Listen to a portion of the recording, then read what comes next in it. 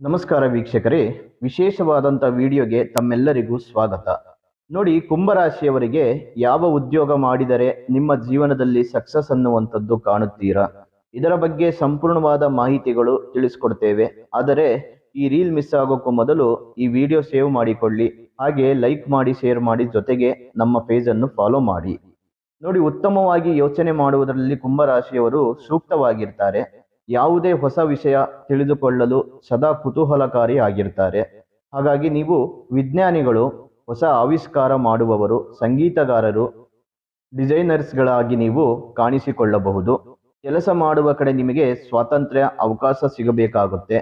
ಇನ್ನು ಇಂಜಿನಿಯರ್, ಪಶು ವೈದ್ಯರು ಆಗಬಹುದು. ವಿಮಾನಯಾನ, ಬಾಹ್ಯಾಕಾಶ ಕ್ಷೇತ್ರ, ಫೋಟೋಗ್ರಫಿ, ಸಾಹಿತ್ಯ, ಎನಿಮೇಷನ್, ಎಲೆಕ್ಟ್ರಾನಿಕ್, ಕಮ್ಯುನಿಕೇಷನ್, ಸಾಹಸ ಪ್ರವಾಸ, ಸಾವಯವ ಕೃಷಿ, ಇತಿಹಾಸ ತಜ್ಞರು ಹಾಗೂ ನಟನೆ ಕೂಡ ಮಾಡಬಲ್ಲರು.